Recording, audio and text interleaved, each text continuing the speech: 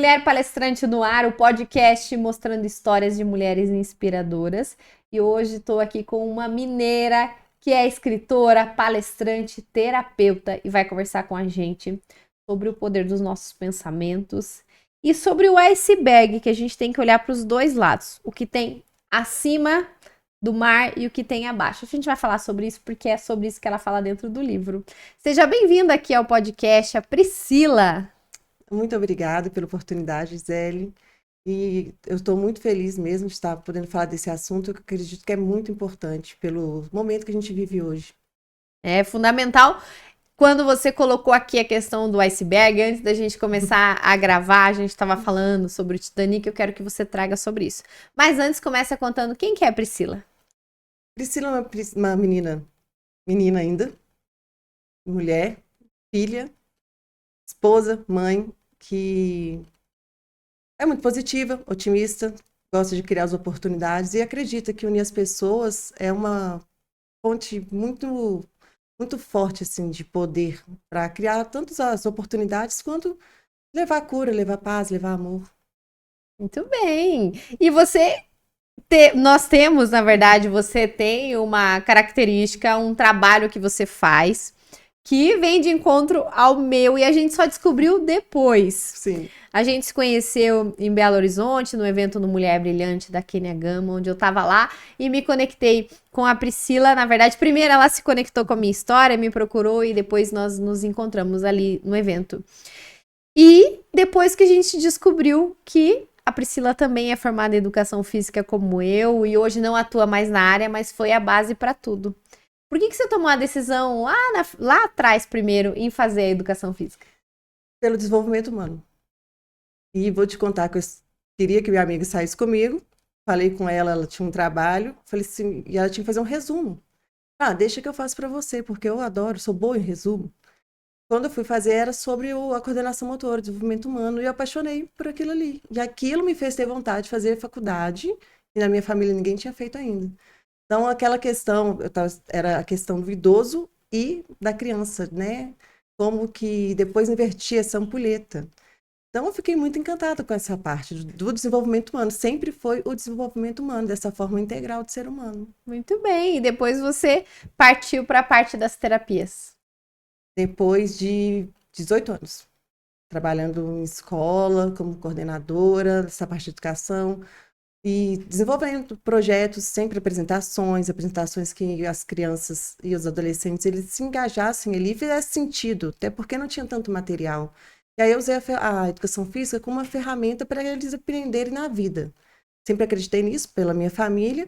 Então, todos os projetos, todas as aulas, eu dava um sentido para eles, para também ser uma motivação para fazer, além de rolar bola na quadra. Eu estava estudando, então eu aprendia na faculdade, aplicava, voltava, questionava os professores, né? Perguntava, pedia opiniões, e aí a minha aula acabou sendo uma fábrica assim, de sonhos e de oportunidades, porque era uma classe também que era muito humilde, não tinha perspectiva, muitas perspectivas assim de futuro.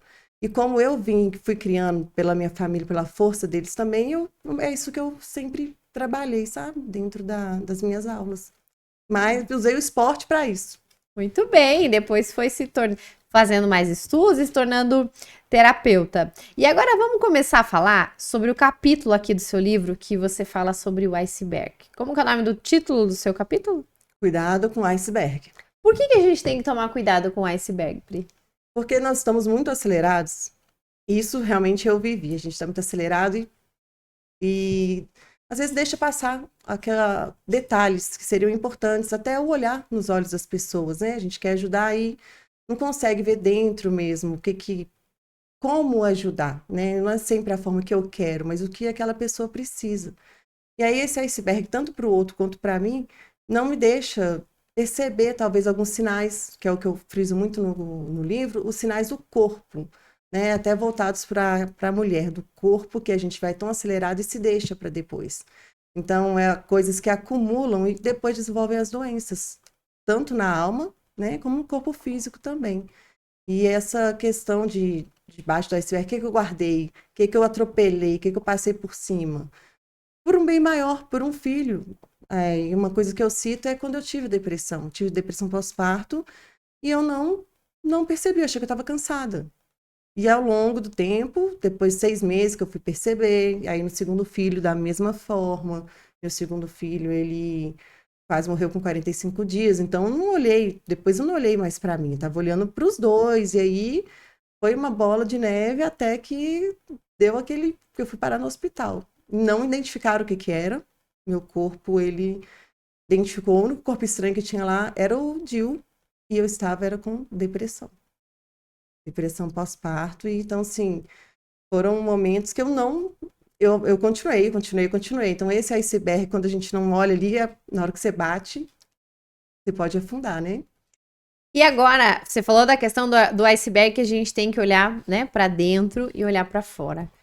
E você trouxe esse capítulo aqui do livro falando um pouco da recente história das pessoas, dos historiadores que foram atrás do iceberg para conhecer mais a história e acabaram morrendo. E aí você estava falando sobre falar sobre o passado. Você traz muito isso dentro das suas terapias. A gente tem que ficar olhando para o nosso passado? Bom, o que eu também gostaria, assim, de desmistificar nessa questão do autoconhecimento, né, do passado, porque às vezes a gente não quer ir de encontro ou procurar algum buraco ou alguma dor, né, e muitas vezes as pessoas pensam que passar por um processo de autoconhecimento tem que fazer isso. E nem sempre é assim. Você tem já, a neurociência hoje explica, a própria empatia, a gente está conectado, você consegue perceber de outra forma, assistir esse passado e ver que talvez as outras pessoas, um pai e uma mãe, ele não quis que fosse daquela forma, ele deu o melhor dele, só que naquele momento eu vi daquela forma. Então, a gente carrega no nosso passado algumas dores, algumas questões que realmente não são algum maltrato, tem sim muitos, mas não são assim. Então, talvez o passado não seja tão feio ou tão perigoso quanto as pessoas colocam. E aí, que foi a questão do submarino, né? Eles foram procurar os vestígios e saiu uma frase que foi meu filho que me alertou. Falou assim: tá vendo, mãe? Voltar ao passado é um problema. A gente pode explodir junto com ele. E aí, como eu estava na semana que eu estava escrevendo o livro, isso chamou muita atenção, por ser muito fã do Titanic. E ele era o quê? Infinitas possibilidades. Então, essas questões vieram. Eu falei, o que que pessoas tão fortes foram procurar, né? Que certezas eram essas que não deixaram de ver esses alertas, essas questões que o passado já falava ali, é perigoso. Então, tem tantas questões ali, mas cada um tem as suas questões, cada um tem a sua história. E a gente pode, assim como você me deu essa oportunidade, eu voltei no meu passado e eu assisti um filme que eu não tinha percebido, um filme, assim, muito bonito também. Então, o passado, ele não é tão preto e branco ou tão feio quanto parece. Nem sempre é assim. Quando você volta nesse passado, talvez você volte como o próprio Titanic, que foi criado para ser infinitas possibilidades. E aí você volta gigante igual ele também, sabe? E acelera. Ah, você estava falando um pouco de Titanic. Você assistiu muitas vezes? Você falou que é fã? Eu assisti Titanic quando lançou 11 vezes no cinema. Uau! 11 vezes. Eu cheguei a assistir deitada no chão porque não tinha espaço, não tinha lugar. Então eu apaixonei mesmo com aquela história, também era apaixonada com Leonardo DiCaprio.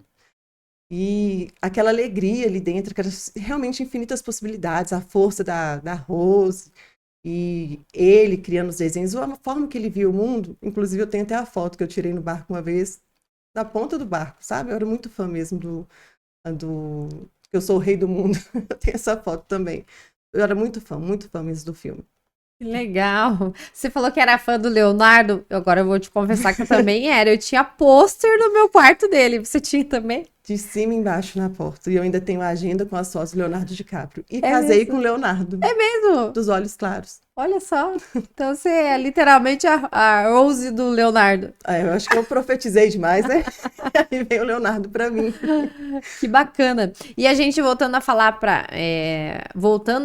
nessa parte do livro e principalmente das histórias, você como terapeuta, ajudando tantas pessoas. O que você vê? Quais são as maiores dores se as pessoas falam assim, nossa, preciso de ajuda? Eu tive, assim, a grande honra de receber no consultório várias de criança a adulto, começou com as crianças e com os adultos. Então, tem coisas que as pessoas realmente não vê que precisam de ajuda, porque principalmente as mães olham os filhos primeiro. Então, as mães se deixam para depois, na questão financeira ou no tempo, porque a gente olha realmente os filhos, mas a gente tem que se cuidar, né? Então, as pessoas, muitas vezes que eu percebi, é uma força interior que elas perderam no caminho por algum desafio que está enfrentando na vida atual, de atletas não se acharem líderes. E numa conversa, numa forma, né, com as perguntas certas ali dentro também, né, o poder das perguntas, perceber que tem aquela força interior, sim. Então, a própria pessoa acha aquele significado de estar impotente ou depressivo, ou angustiado, sem forças, e ressignifica muita coisa, até mesmo uma nova oportunidade que está surgindo, não se sentir preparado para ela. E eu conseguia levar essas pessoas a perceber que o que ela já era, o que ela já havia vivido, era a base para ela conseguir esse cargo ou o sonho que ela já queria viver, que ela já tinha aquilo ali. Era mudar meio que de posição, sabe? A história. Senta aqui, assiste essa história de uma outra forma. Inclusive, ajudei assim muitos estudantes na hora da prova, porque a ansiedade consome o Enem, ou residentes, falei assim, olha, tem uma técnica que é você sai, assiste aquilo ali, porque para eles é perder tempo no meio da ansiedade, mas você vê como que você funciona, e não é daquela forma. Esse autocontrole e o foco onde você quer chegar, você vai conseguir mudar a química do seu corpo e chegar onde você quer. Você já conseguiu isso antes, de outra forma. Me conta, como que você já conseguiu, como que você conquistou tal realização dessa forma? Se a gente usar essa força aqui também. E as pessoas conseguiram achar assim um significado de esse rapaz mesmo, um fisiculturista, no segundo atendimento, ele ia aceitar uma proposta, encarar uma proposta e ir do Brasil para os Estados Unidos ser líder, ser diretor lá de uma empresa. Olha só. E aí, claro, a gente continuou o processo, né? Porque você também não pode simplesmente se impulsionar assim, tem que ter o plano. Então, foi assim, essa linguagem é muito bacana hoje em dia de chegar ao sim com você mesmo. E é um livro muito bacana também para ler, que guia a gente de outra forma, porque você está com medo de enfrentar a realidade, com medo de enfrentar o passado, você fica estagnado ali no presente que te consome, vivendo as dores de todos os lados. Qual é o primeiro passo para a gente conseguir sair, a pessoa que está estagnada no passado? O que ela tem que fazer? Tomar uma decisão. Parar de viver por condição e tomar a decisão de... Não falo nem sempre encarar, eu aprendi assim, a dar a mão para o medo, não ir só com medo mesmo, isso é meio perigoso também. Mas dar a mão pro medo, entender aquele medo, acolher e falar assim, medo, eu falo isso com meus filhos, vem medo, vão comigo. Você é meu parceiro agora, me ajuda a ver o que eu preciso ver, para não passar dos limites, e buscar o desequilíbrio. Porque se você buscar o equilíbrio também, você não chega a lugar nenhum. Treinamento, né, da educação física, a gente sabe disso. Então, esse primeiro passo é tomar a decisão. E aí você procurar orientação em livros, com outros mentores. Os mentores foram fundamentais para mim. Livros, filmes, entender a sua história e reescrever a sua história é fundamental, porque o pertencimento, a identidade, ela está ali em quem você é, nas suas raízes, nas suas virtudes, nas suas verdades, naquilo que faz sentido para você e o que precisa desconstruir também, né? Para uma nova vida. E como é que foi para você o desafio de escrever o livro, de contar a sua história?